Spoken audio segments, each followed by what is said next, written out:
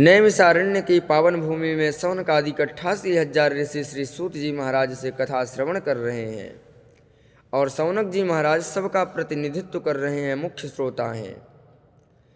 और प्रश्न करते हैं कि महाराज जीव मात्र का परम धर्म क्या है?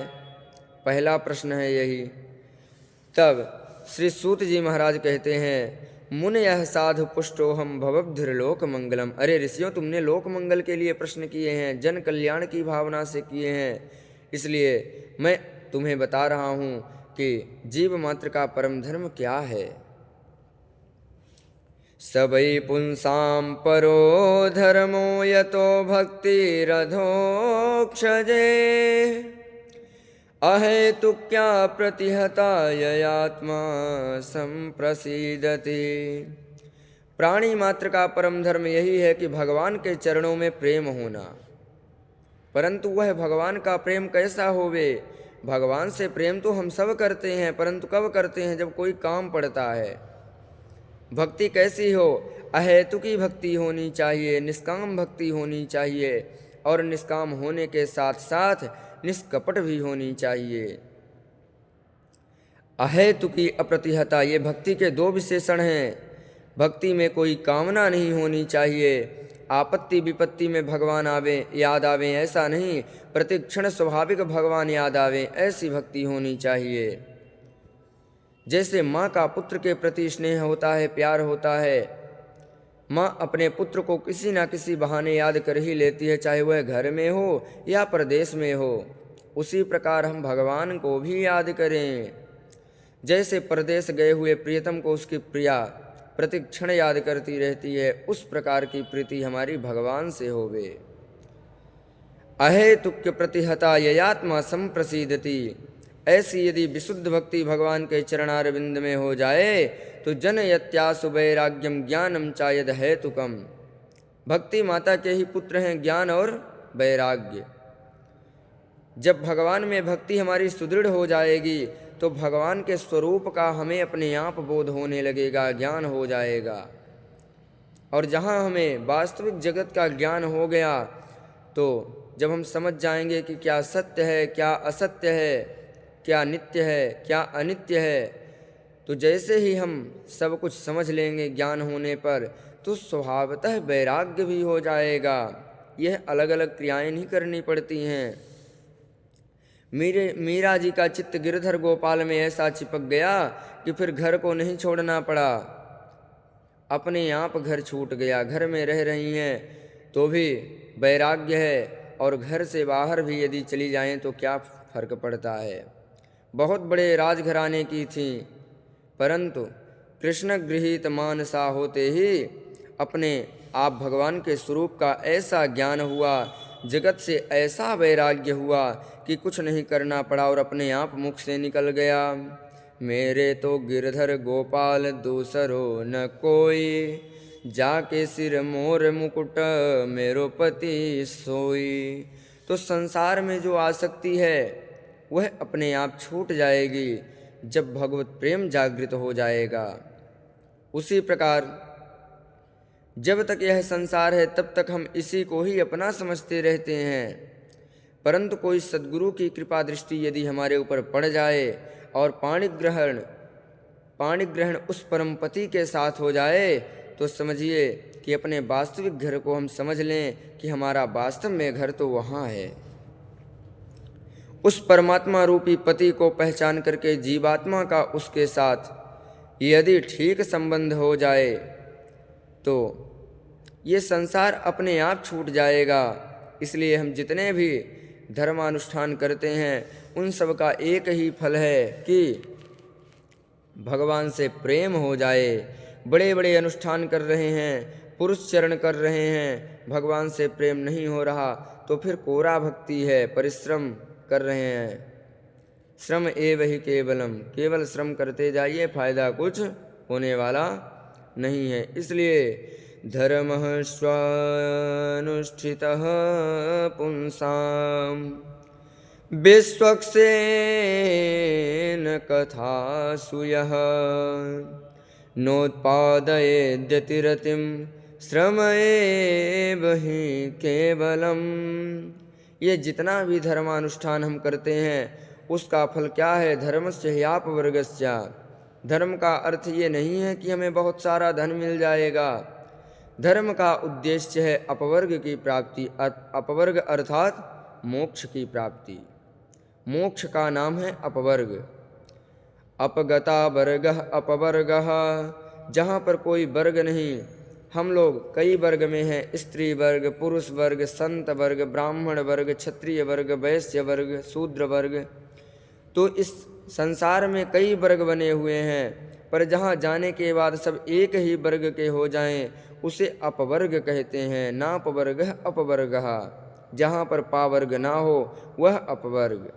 और ऐसे दिव्य अपवर्ग को पाना ही धर्म का उद्देश्य है। धर्मस्य ह्यापवर्गस्य नार्थोऽर्थो योपकल्पते। भगवान ने अर्थ दिया है तो धर्म करो, धर्म अर्थ के लिए ना करो।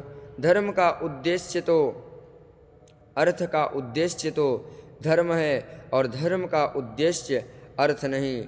धन से धर्म भी करना चाहिए और जितनी आवश्यकता हो उतना विषय का सेवन भी करना चाहिए, क्योंकि शरीर पर बिल्कुल ध्यान नहीं दोगे तो यह शरीर रोगों का घर बन जाएगा।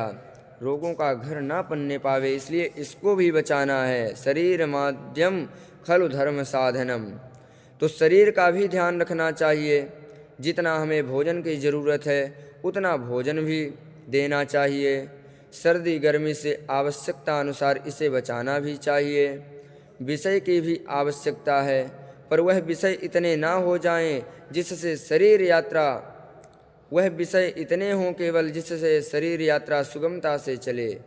इंद्रियों की दासता ना करें, हम विषयों का दास इंद्रियों को ना बना लें। इंद्रियां हमारे अनुसार चलें, हम इंद्रियों के अनुसार ना चलें। कामश्चेन्द्रिय प्रीति ही। इस जीवन रथ में 10 घोड़े हैं और 10 घोड़ों की लगाम यदि स्वतंत्र कर दी जाए तो क्या होगा? किसी ना किसी गड्ढे में जाकर के गिर जाएगा। पूर्ण नियंत्रण आपके हाथ में उन घोड़ों का होना चाहिए। अर्थात हम जो देखना चाहें आँख वह देखे, ऐसा ना हो आँख जो देखना चाहे वह हम देखें। हम जो सुनना चाहें कान वह सुने, ऐसा ना हो कि कान जो सुनना चाहे वह हम सुने। वाणी वह कहे जो हम कहना चाहें, ऐसा ना हो कि वाणी जो कहना चाहे वह हम कहें अनर्गल। कुल मिलाकर के यह समझना है कि ये घोड़े हमारे नियंत्रण में रहें, हम घोड़ों के अधीन ना चलें। सो इंद्रियों की दासता के लिए हम विषय सेवन ना करें, जीवन की यात्रा के लिए विषय सेवन करो। अब प्रश्न उठता है कि महाराज जीवन का उद्देश्य क्या है? जीवस्य तत्व जिज्ञासा नर्थो यश्चेह कर्मभिः।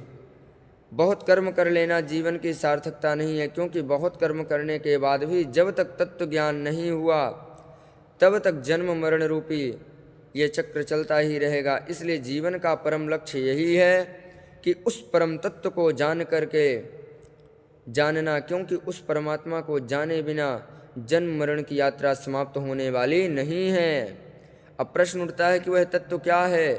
किस तत्व को जानने की बात कर रहे हैं? तो तत्व की परिभाषा देखो।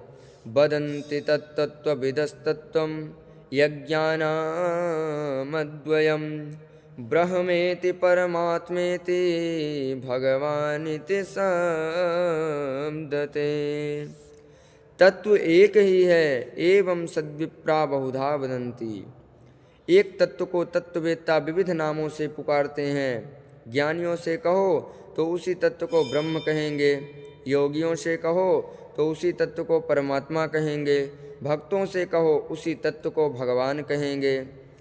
तो तत्व तो एक ही है, वही सगुण निराकार है और वही सगुण साकार है। इसलिए वही अपना दिव्य रूप बना करके जब प्रकट होता है तो वह भगवान हमारे बीच में आँखों का विषय बन जाता है। शेष महेश दिनेश गणेश सुरेश हूँ जाहि निरंतर ध्यावे। पर वही जब प्रकट होकर के हमारे बीच में आता है तब ताहि अहिर की छोहरियाँ छछिया भर छाछ पे नाच नचावे। ब्रज की ग्वालिनियाँ कहती हैं, कन्हैया ने ठुमका मार के नाच दे, यदि तेरो नाच अच्छो लगो तो अभी ताजो ताजो माखन खवाऊंगी, छाछ पिलाऊंगी। और भगवान नाचते भी हैं और कहते हैं, मेरो नाच अच्छो लगो, अब पिलावेगी खवावेगी। तो ब्रज की ग्वालिनियाँ उसी परमात्मा के साथ उसको माखन खिला रही हैं, छाछ पिला रही हैं। अब प्रकट होने के कई रूप हैं, राम जी के रूप में, श्याम जी के रूप में, बाराह के रूप में, कपिल जी के रूप में, अनेक रूपों में वह प्रकट हुआ है। मुख्य रूप से भगवान के 24 अवतार हुए हैं।